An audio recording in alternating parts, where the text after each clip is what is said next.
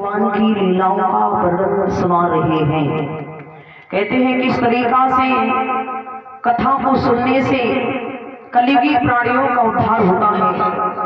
कथा ये श्रीमद् भागवत कथा तो ये है जैसे कलश है, जैसे ये कलश है, इसमें अमृत भर दिया जाए, इसलिए इस तरीका से अमृत भरी ये भगवान की कथा है। सूत जी समझाते हैं सोनकादि ऋषियों, नैम सारंग क्षेत्र में हर साल 88,000 ऋषिमुनियों की भीड़ एकत्रित होती थी। वहां पर केवल मनुष्य ही नहीं बल्कि देवता भी आते हैं। भेष बना करके, भेष बदल के मनुष्य भेष में आते हैं भगवान की कथा को श्रवण करने के लिए। और श्रवण कराते हुए बोले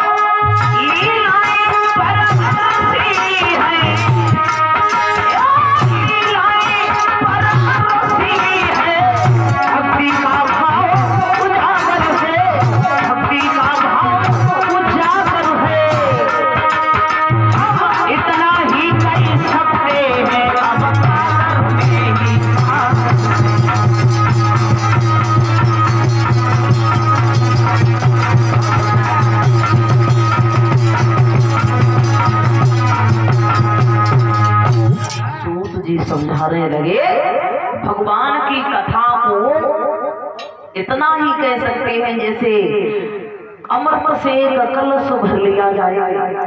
भगवान की कथा प्राणियों का उद्धार करने वाली है।